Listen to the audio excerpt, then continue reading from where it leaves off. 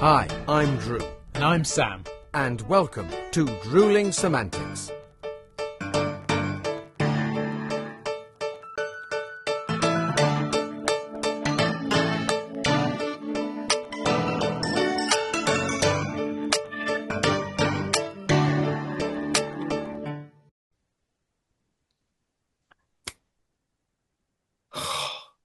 What are we even doing? I'm not sure I know where I am, what's going on. I'm going to repeat myself. I'm fucking exhausted, mate. Mate, we're doing very well. We're doing We all are. right. It's all hanging together, you Just know. about. I'm just going to take another cup of coffee. I'll be able to peel myself off the ceiling by the end of the day with all the Yeah. cups of coffee. Yeah. But But no, we owe it to our listeners and watchers We do. to not We do. be bogged down in it. But just for reference, it's what 34, 35 degrees today, and we decided. Well, we didn't decide. It just logistics happened to suggest that today was the day we needed to do multiple episodes because of people's availability and other stuff. So we've been sat in studio and in front room, curtains shut, extra lights on, sound deadening popped around for a long while. So do give us the benefit of the doubt here. Yeah. We are a little bit Yeah. sweaty and a little bit knackered, but we're still going to bring you some top quality podcast content, aren't we, Mr. Drew? We go for it. So and look.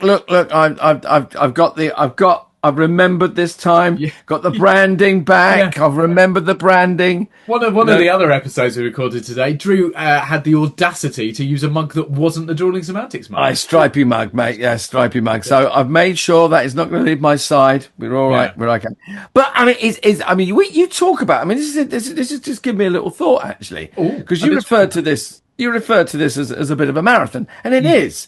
And you know, you've got to keep bright and bubbly, and you know, we want to create good stuff. We want to, you know, and to enjoy ourselves. Yeah. But it strikes me that actually being on top of your game, kind of physically and health wise, is very, very important because, you know, we've made reference, and no one can ignore the fact that it's a bloody heat wave, and we're lots of us are working. You know, lots of people are working. I did a couple of outdoor events a week or so ago in 33 degrees, and it's not fun.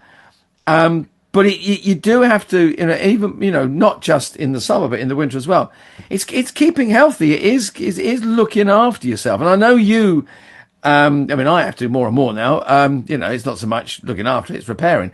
But I mean, on a serious note, I mean, we do both look after ourselves. We both, you know, we you know, we occasionally indulge, have a few beers, and you know, the odd burger. But I know you look after yourself. You're a you know, a regular gym goer.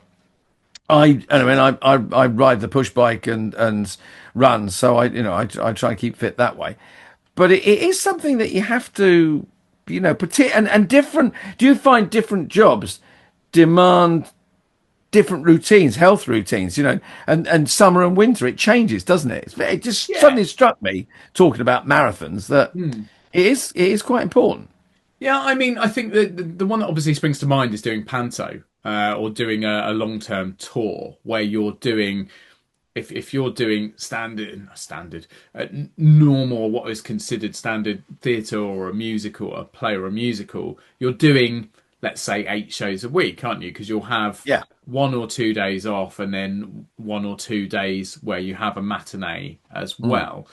Then you go to the other extreme with panto where you're probably doing 15 to 18 shows a week, and maintaining your health and trying to keep on top of things during that is a very different experience because we've talked before about how I stayed in things like Travelodge and Premier Inn. Other hotels are available, budget ones definitely, where there is no facility to sort of cook your own food because you're not in digs and you're not in that kind of place. So you are having to pop to restaurants or try and eat on the go.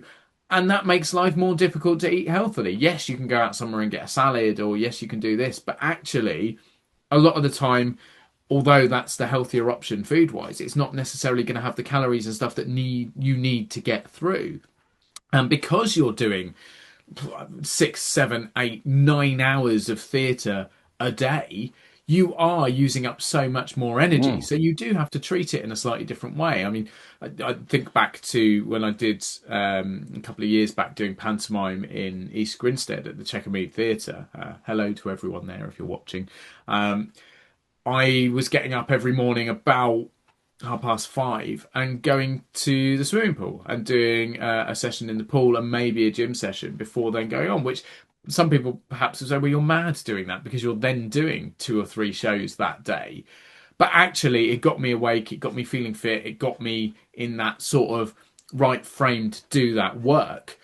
And equally, then there were things like there was a dance warm-up before each show to keep fit. In the same way that you look after your voice, you do a vocal warm-up before doing some sort of performance like that, you equally have to look after your body. You can't just throw it into things and expect it to recover that easily. So there's a very fine line between eating enough to get by and eating healthily, and then that's all constrained by what you have access to and what there is time for. So yeah, I mean, that's sort of the first thing that springs to mind. Say we're being on tour.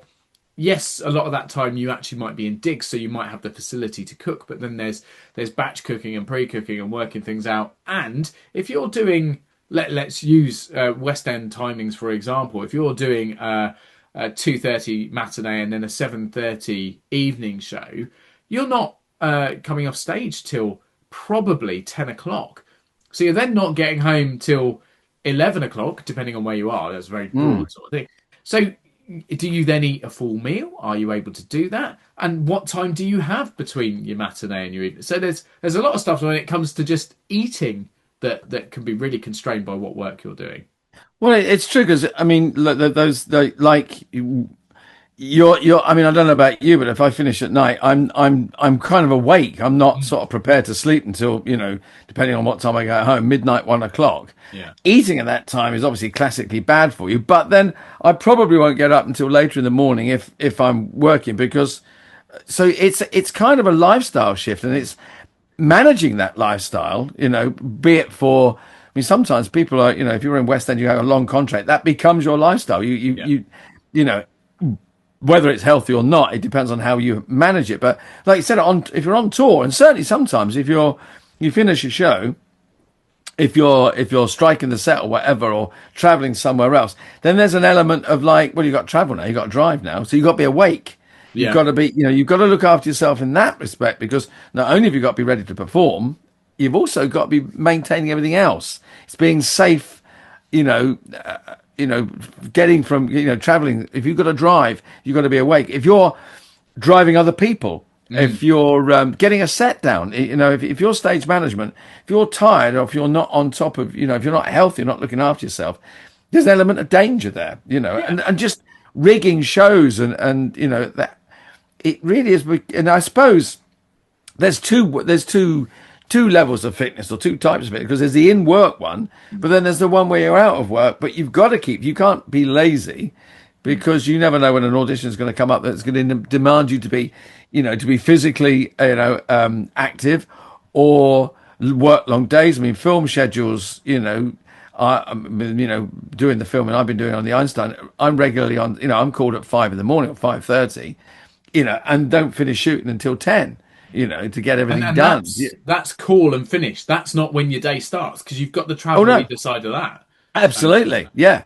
So you can add another half an hour on either end of that. So to do that, and you've got to be ready, because, and we never know when jobs like that will turn up.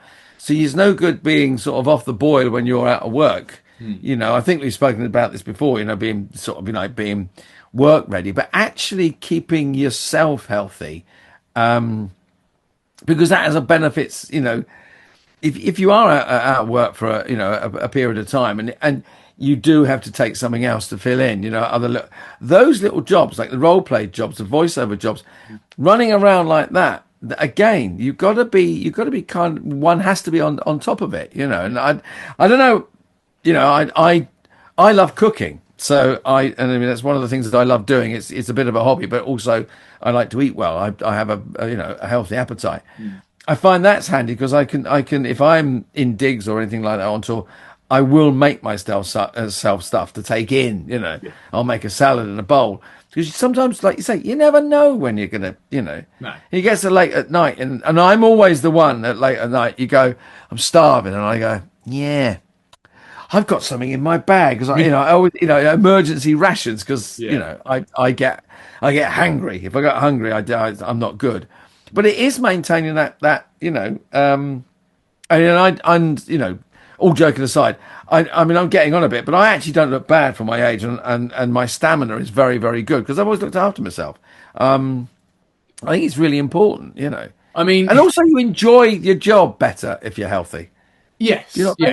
mean? If you've not got other concerns that sort of jeopardize it or affect it or make it difficult for you to do what you enjoy, then obviously you're going to enjoy it more. Now, I will probably regret this because I never like to compliment you or say nice things. I am infamous on this podcast for taking the piss out of the fact that you're old and you're small.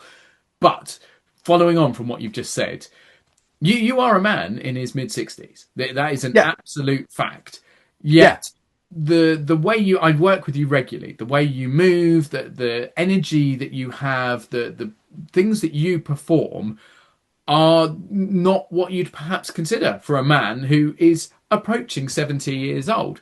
Genuinely, have you done something as you've gone through consciously thinking about being later in life at some stage, or is it just good routines and things? I'm intrigued by it, and you are a young man trapped in an older man's body, but the older man's body is behaving itself as well, as far as I can tell. So, and that's the last time I'll be nice to you, so don't get used to it. But okay, mate. as a I'll genuine make the most of it. is this have you consciously done things differently, knowing that because and I will let you answer in a minute, but we don't have a retirement age in our industry. There isn't retirement No, because no. there are people who are 70, 80, 90 years old. Therefore, if you're doing a performance of something that has someone of that age, you need an actor who is close to that age to be able to play them. So there is no sort of end. It's not like football where your career has an end point. It's not like most jobs where people are sort of associated with retiring at a certain age. We can just keep going forever Yeah, until if the things work's end, there. of course. Yeah. So is that something that you've consciously thought about? I I've always been. I mean, I played a lot of sport when I was younger. I've always been fit, and I've always been aware of what my body's doing. I do know. I mean, yeah, as I get older, I get a few more aches and pains than I used to, and I can spot those, and I take care of that. And I do get checkups with the doctor. I do, because it's sensible regardless of what any ever age you are, So I do take, and also, I mean, while we're on the subject, I do take advantage of the free sort of checkups and tests that one can have, because you think, why not? Why wouldn't you? Regardless of what profession you're in, I just think, look after yourself. And I do sort of, I'm not scared of getting old. I don't feel my age, and I think, fortunately, I am reasonably fit. But I'm prepared to maintain that, and I do things. I have a reasonable diet. Sometimes I have a shitty diet. Sometimes it's sausage and mash and a couple of beers. I make no bones about it. But I do know, and I think that's probably one of the things. To be honest with yourself, and you go, do you know what? You've got to take care of that, because I mean, I know I've got a dodgy right knee. It's a footballing thing. It's a thing I've had for years. And every now and again, it clicks and you go, right, okay, I've got to look after that. Got to keep an eye on that. And I think that I've carried right the way through my life. And particularly as I get older, you got to look after. You got to make you got to maintain it. So I do sort of do a little MOT every year and have a little double check. It's also it's mind as well. I mean, I've got a reasonably healthy, active mind, but also it's a state of mind. I know I'm getting older, but I know I've got to look after myself. But actually, I don't feel my age in any way, shape, or form. I mean, there are times, and I think I mentioned it recently. I do the the faulty towers, and I'm standing on my head under someone's table or hanging from a curtain rail or something. And what the hell are you doing? This might have to stop soon, but I've done it for 35 years and it hasn't stopped yet, so I'll probably carry on doing it. But it's a state of mind, but it's also, I think, a preparedness of you going, actually, you've got to look after yourself, and I know you because, you are, you're considerably younger than me, but also the modeling work you do and that you've got to look after that. You've got to maintain that. I mean, don't be bashful here. You're a good looking man who doesn't look his age, but that's that takes maintenance as well. I know you keep fit. I know. Yeah, but there are also the shortcut side of things. So dyeing your hair and topping up the colour in your beard and things like that. I mean, I'm a lot greyer than I appear to most people, and is it a vanity thing? Maybe, but also is it? It's a job thing as well. To certain roles. The irony is, when we first started working together, I used to put grey stuff in my hair to make me look older. Now I'm doing the bloody opposite, which is that goes to show just how long we've been working together. But yeah, I don't know. I mean, I certainly don't do the fitness side of modelling that I used to, and sort of the I don't know, the stuff where you've got to look sort of peak fitness, because I am nearly 40 and we're not all Cristiano Ronaldo and some of these superstars in their 40s who can still look phenomenal. But equally, I'm not a billionaire who can have a chef, a gym, a cryo chamber and all that sort of stuff in their mansion. So yeah, there's the hit and miss sides of it. It's very difficult, and yeah, you do have to consciously do things. I'm constantly on a diet's the wrong word, because diet makes it sound like you're trying to lose weight. I'm just trying to maintain a certain physique. And that's so I'm very conscious. And as you've said, there are days where you go, do you know what? Today is a cheat day, if you want to use that phrase. Or today is a day where I'm not going to care. It was my niece's birthday the other day. Did I eat lots of cake? Yes, I fucking did. Because why the bloody hell not? But then for a few days after that, I'll go, right, well, I did indulge. I did perhaps have far more calories and sugar and bad stuff than I should have done. But everything in moderation. We both love a drink. I absolutely adore drinking beer, but I do it on very rare occasion now because, sadly, it's one of those things that does have huge amounts of calories and a lot of sugar and bad stuff that I say bad stuff that if you do it to excess is not very good for you. You'll pay the price, yeah. Yeah. But you do have to have those moments where you allow yourself to indulge and to enjoy yourself a bit more. Well, that's part of being healthy as well, isn't it? To because all work and no play and all those old wives' tales. But it's true. I mean, keeping a healthy attitude to life and a healthy mind. When sometimes when you're working a lot, it's very stressful. When you're not working a lot, it's very stressful. So being healthy. But I was going to ask you, do you take any? Because I know I work with people and I know people that they're bunging down all different sorts of protein powders and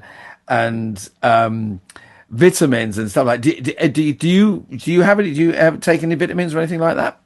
It's funny you should mention that, but it depends what I'm doing. So I have like vitamins, like supplement, like little pills that I take now and then because. That way I know if I'm on a job or if I'm doing something where I haven't got the facility to go and have a rounded meal or have the time to do it, that I'm at least making sure that I'm getting certain things in. And it depends at what point in my fitness regime I am, whether I take, say, things like creatine or high protein shakes and snacks and things like that. If I'm doing particularly heavy gym sets or if I'm on a bit where I'm trying to gain more muscle, then I'll take extra things to support that, depending on what I'm doing in the gym or what else I'm doing. But certainly not like extensive. I know a lot of people that take lots of things. I do as well. I was wondering. I mean, and time of year as well. I mean, you were talking about doing panto. Winter. Panto has two things. It's cold and it's wet and it's damp, and we're working very hard in that that environment or that that time of year, that season. I do tend to take some sort of vitamins and stuff to get me through that, just to keep healthy. The other thing as well is keeping healthy to be able to do your job, and I mean, we know that there are understudies and swings and the like, but I know you and I hate to be off. I don't want to be that because that puts a burden on somebody else. So I remember working for one company and they were insistent that we had a flu jab. And I don't have a flu jab. My personal belief is I don't know how effective they are, given the fact that the flu vaccine changes flu virus changes every year and blah. So I don't know. I've not taken it regularly. Whether I should now I'm getting older, I don't know. I might have to revisit my thoughts on that. Yeah. But this company were very, very insistent and it became almost a requirement. It was obligatory, and there were one or two people in the company who went, I can't because of medical reasons, and then they had to reveal that they were taking medication which they couldn't have Yeah. So that was a little bit intrusive in that regards, but that was their problem. But I was very interested because the guy was saying, we don't want people ill. We can't afford people to be ill. We have one or two understudies, but if 4 people are off, we're screwed. And it was like, all right, I get it, but it was just that idea of being sort of almost forced to take it. But well, I mean, we could get into the realms of going right back to when this podcast started and talking about the unwelcome guest, where yes, I mean, very different. Both you and I have strong, similar opinions on the unwelcome guest and things that were there suggested because of it, and it was more about protection of others rather than yourself. I believe those vaccines. Yes, I'm a huge believer in it. I know there will be some people that disagree. You are entitled to your own opinion, but I believe that if it only affects you, then you're absolutely entitled to your opinion. If it is, I was going to say greater good, which sounds really preachy, and it's not quite what I mean. But you know where I know what you mean. Yeah. But the amount of testing that still is existent on film sets, even though we are, now 6 years since it was at its peak, because the financial problems that arise from people being ill and others being ill and not being able to film and not being able to do things, companies are being massively affected by that. So there are sort of two sides to the argument. I get it, and you shouldn't have to force people, but equally, you should look after yourself. And if that's something that's going to ensure that you are well and you're staying safe, it's an interesting one. A question for you, or a couple of questions that sort of sprung to mind. First of all, you said staying fit to be able to do your job, but I'm thinking sort of going beyond that, because you did a play, and forgive me, I forget the name of it, but about boxing. Yes. Yeah. Remind me what it was called. Fighting Irish. Fighting Irish. Thank you. I knew it was. I couldn't.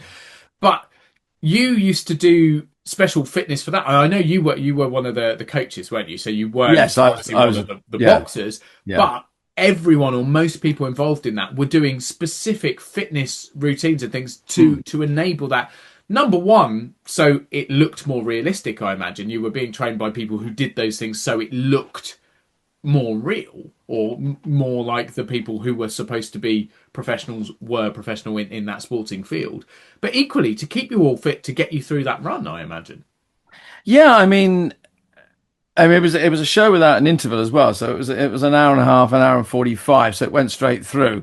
The lads who were boxing, and it was set in a boxing ring, so we were all having to climb over the ropes, through the ropes, over the ropes, in and up, down, and it was set. It dropped down from the outside of the stage, so everyone had to be fit, yes, but nimble, subtle. We had to know where you were going. So we all had a good sort of level of physical fitness when we started, and I think that was pretty intrinsic to part of the casting. Certainly, the 4 lads that were boxing, they really worked hard. They worked very hard. I mean, I know all of us. We did a long, and you'd go, why the hell are we doing an hour's warm up in the morning? Okay, the reason being is we are going to simulate 5 boxing matches here. Yeah. We're all going to be running around the set. We're all playing musical instruments. We're all jumping in and out the ring. We need to be, and also there was that thing of being aware of other people, of knowing that other people were fit. You could trust them if they were holding you up in the air on a chair or something. You go, okay, I trust these guys implicitly. Also, We didn't want injury. And no one was injured during that show. Fabulous. No one was injured. It was quite incredible. Actually, the only person that was injured was me, because I got back in the ring for the. We used to take the curtain call. We were around the edge, and then I got back in the ring. On the corner or something. I hit my head on the turnbuckle because the lights were too bloody low. They didn't. They went to blackout instead of going to blues. Yeah. And I don't think it had anything to do with it. But 3 nights later, that whole corner that I caught my head on actually collapsed, and the stage management went, "It's his fault. He headbutted it." But yeah, it was we all had to be, and at that time as well, we had to test for COVID. The unwelcome guest, I beg your pardon, every day. Every day we were tested, and lots of us went. I was, mercifully I wasn't, but I would say 50% of the company were out during rehearsals. Yeah, for a little while for isolation. It was that time, wasn't it? I mean, it was that time. But the other thing I was going to say is, isn't it interesting how many of the unwelcome guest habits that we took, how many of those routines, film sets and theatres have remained, because it is just good policy. Well, exactly. There are hand washing facilities and creams and everything, and yes, people are still tested on film sets now. Because you can't risk it, and it is still about.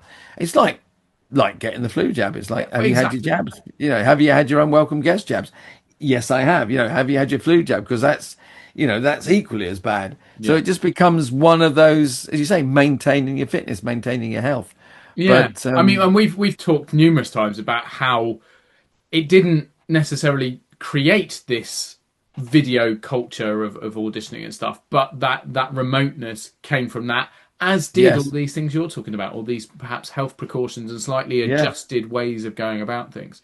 I was going to dial back a little bit to you talking about routine, where you're saying if you finish a show late, is it bad to eat? Well, yes, but actually you're wide awake because you've still got that post-show adrenaline and you're still up. I'm not sure if I must have mentioned it at some point. You obviously know, I used to work for the ambulance service years and years and years ago. Yes. And quite often did night shifts. And the way I used to deal with a night shift was I would treat it like a normal day, but just with things flipped around. So instead of getting up at 7 o'clock in the morning, if I was doing let me dial it back. I used to work 12-hour shifts for the ambulance service. It was either 6 a.m. to 6 p.m. or 6 p.m. to 6 a.m. So if I was doing a day shift, 6 a.m. to 6 p.m., I would get up, let's say 4:30. I would have some breakfast, get myself ready, drive to work. Maybe slightly later than that. I can't remember. It depends where I went and what was going on. But essentially, you'd get up an hour or so before you were due to start work. You'd have your breakfast, you'd travel in, and away you'd go. Then you'd finish work at 6 p.m. You'd obviously take your lunch with you and have that at whatever point your break was during the day. Finish work at 6, drive home, probably 7 o'clock, make some dinner, have some dinner, then 7, half 7, 8 o'clock, go to bed at 10. There's an idea. That was exactly the same if I was doing a night shift, but flipped the other way round. Yeah. So I would get up at 4:30, 5 o'clock in the afternoon. I would have breakfast at quarter past 5 in the afternoon, evening. Drive to work, start work at 6 p.m. Have lunch, which I would have taken with me, and it would be lunch, sandwiches, crisps, whatever it happened to be, a salad, whatever, at, let's say at that point it was 1 a.m, 1:30 in the morning. Then drive home, 6 a.m. I'd have dinner when I got back, so I would have that meal at maybe 7 a.m, and then go to bed. Go to bed. Now, obviously that's extremes because that's completely the opposite. But if you look at theatre, if you're saying your first show of the day is 2:30, your last show of the day is 7:30, so you're finishing at 10. By the time you've done everything, you're getting back at 11 p.m. If you shift your day around a bit, then you can do exactly the same as a normal day shift. Rather than having dinner at 7 o'clock, having got back from work at 6, if you're getting back from work at midnight, you have your dinner at 12:30 and go to bed. You've basically shifted your day along by, 4 or 5 hours. 4 hours, In theory, although people say you shouldn't eat late, as long as you're training your body right and it's a regular thing, it's not late. It's you've just adjusted your day a little bit. So I guess that's another way of looking at it. Yeah, I mean, I think you can't. Sometimes you can't fit things that are abnormal in a normal day. You've got to move around, and if you can relax with that and get on, on board with doing that, I think again that's a way of, it's a way of keeping healthy. It's a way of keeping your mind healthy, and I think so. If you don't do that, then you're fighting it, and that isn't good. You'll either begrudge the work or begrudge your home life, and neither of which should be begrudged. But it's yeah, it's go on. It's an interesting one, isn't it? The whole, yeah. I mean, I the other thing as well is I know people that are of a particular stature. I'm not talking dancers or stuntmen or people like that, but I do know a guy who's he's a big lad. He's heavy. He's overweight, but that's his selling point. yeah. And so his way of is he eats incredibly healthily, but then he eats shed loads of chocolate to keep the weight on. He said, he gets up in the morning, he'll have yogurt, lunch, he'll have, a lovely bit of, of chicken or fish or something with a little bit of rice and some vegetables, blah. And he said, I said, well, how do you, he said, I have 3 or 4 pints of beer in the evening and a couple of Galaxies or marathon. He said, chocolate and beer. He said, and that keeps it on. He said, because that's what Maybe but I need to get into that niche. I'm missing a trick here. Yeah, I don't want to do the healthy looking stuff anymore. I want to be a fat bastard and eat lots of chocolate, please. But interestingly, he's very aware that it's probably not going. He does a park run every weekend. He'll go and do a park run. He will get out. And he said, I do run. I don't just, poddle along. He said, I'll try and make. He said, I'm screwed after it. He said, I forget the rest of the day. He said, but he said, that's my way of sort of, my nod at fitness, which is. I mean, there's obviously the big examples, aren't there? Christian Bale is a massive example of extreme changes for roles where he was like 6 stone or something, and was he 6'2"? I mean, he's a broad man. It's like De Niro, Raging Bull, and that sort of thing, 50 Cent. Have you ever seen? So 50 Cent, the rapper. Have you ever seen? He did a film about an American footballer who got AIDS, I believe, and he dropped to less than half his weight. Look up the pictures, people, because it is insane. Because normally he's a man who's probably like, I don't know, 16, 17, 18 stone, full of muscle. And he must have been 7 or 8 stone. He shrunk that. He was so crazy. Wow. Which is not healthy, doing these sorts of things, the up and down. And Hugh Jackman did it for Les Mis, dropped a load of weight and then put it all back on to be Wolverine again. So there are extremes. We're I guess, fortunate in a way that we're not in that realm where you have to do these extreme things, but equally would love to be that successful and doing the big movies and justify doing that. But it is important to say that these people will have had like very, very important and regimented routines monitored by specialists and stuff. Oh, so God, will have made sure that and they will have again had dietitians and chefs and people and fitness they will have had their instructors and all sorts of coaches and stuff to get them through this stuff. So we're talking about the realms that are well out of reach for us because you're talking about the multi hundreds of $1 million films that these people can justify doing that for.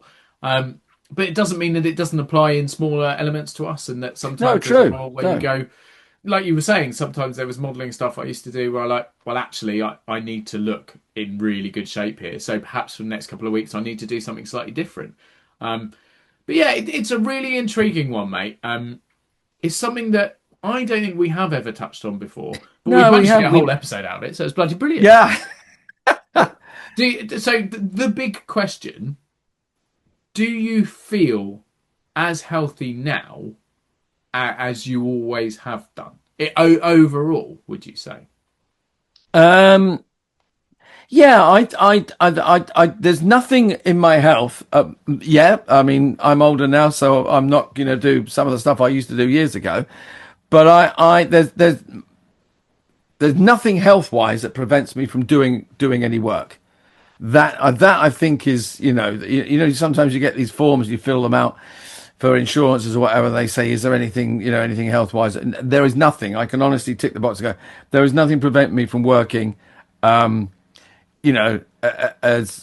nothing in my health can stop me working, and there is just like everything else, I'm 65 and I can't do what I did when I was 25, but when I'm 75, I'm not going to be able to do what I can do at 65. That's just the natural process, but I will still, fingers crossed, be healthy and be enough to do my job. Nothing will prevent me, I mean, I'm 38. I can't do things that I could do when I was 37 and a half. So, but I think certainly post 30, I've noticed having to work more on keeping fit, and I'm more conscious of it every year that goes by. Yeah, I'm with you. I agree with you on that. Yeah, I am as well.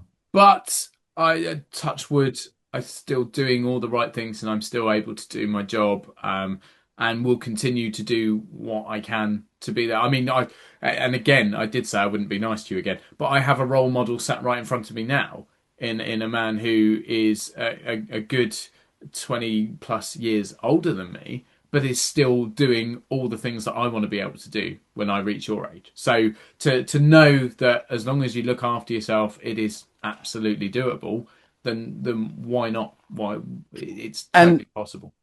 And we always say it, we love the work that we do. I think that we're very lucky because we do love our work. There's nothing healthier than enjoying that, every second of your working day. I mean, there's nothing. I never get up when I'm working and go, oh God, it's like, and that keeps me healthy because I never want that to stop. No. Do you know what I mean? I never want to stop working. And that's the mental fitness that you were talking about earlier. Absolutely. That motivation, that enjoyment, that pleasure from doing work will keeps you ahead of the game than some who get up and do it because they just have to. Totally, mate. So, yeah. Totally. Well, there we go. Another interesting episode, something that we didn't necessarily set out to chat about.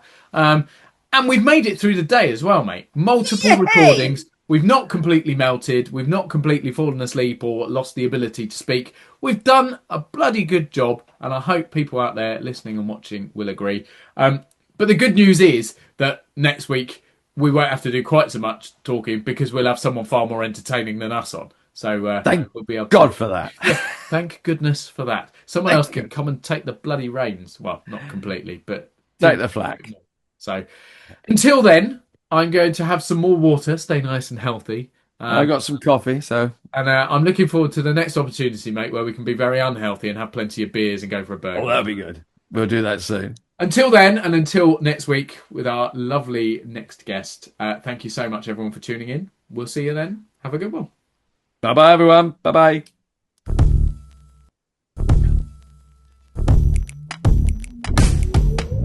Thanks again for watching this episode of Drewling Samantics. Please make sure you subscribe to our channel and turn on notifications so you never miss a new video. Don't forget, we're also available as audio only. Just search Drewling Samantics in any good podcast app. And please support us on social media. All our links and handles are on screen now. We love welcoming new followers and subscribers, so why not share with your family and friends so they can join in too? Thanks very much. See you next time.